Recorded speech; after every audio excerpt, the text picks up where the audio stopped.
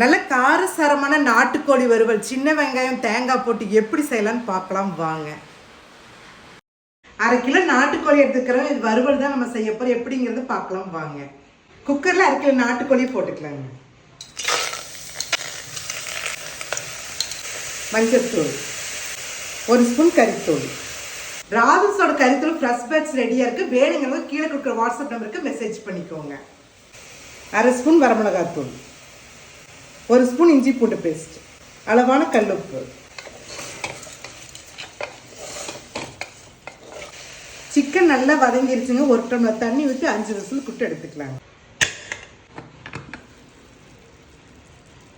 2 spoon நல்லெண்ணெய், 4 வரமிளகா, கருவேப்பிலை. நாட்டுக்கோழி வறுவலுக்கு இந்த மாதிரி தேங்காய் சில்லு அறுத்துங்க.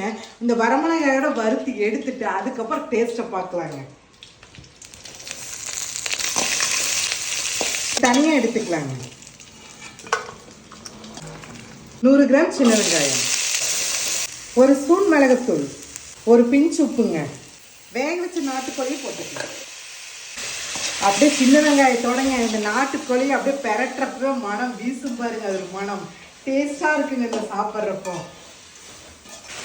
வறுத்து வச்ச தேங்காய், வரமிளகா, கருவேப்பிலை போட்டுக்கலாம். மேலால கொத்தமல்லி தழை தூவி விட்டுருலாங்க. காரசாரமான நாட்டுக்கோழி வறுவல் ரெடிங்க. இந்த வறுவலிங்க அந்த தேங்காய், அந்த சின்ன வெங்காயம், அந்த சிக்கன் பீஸோட வச்சு சாப்பிட்டோம்.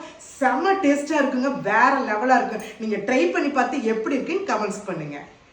பாருங்க, இந்த லாஸ்ட் எசன்ஸில் சாப்பாடெல்லாம் போட்டு நல்லா பிணைஞ்சிக்க. இந்த டேஸ்ட் எனக்கு ரொம்ப பிடிக்கும். அப்புறம் உங்களுக்கு எத்தனை பேருக்கு இந்த மாதிரி டேஸ்ட் பிடிக்குங்கிறது கமெண்ட்ஸ் பண்ணுங்க. இப்போ டேஸ்ட் பார்த்துடலாங்களா? நீங்கள் அந்த தேங்காய், அந்த சின்ன வெங்காயம், இதோட சாப்பிட்றப்போ செம்ம டேஸ்ட்டாக இருக்குதுங்க.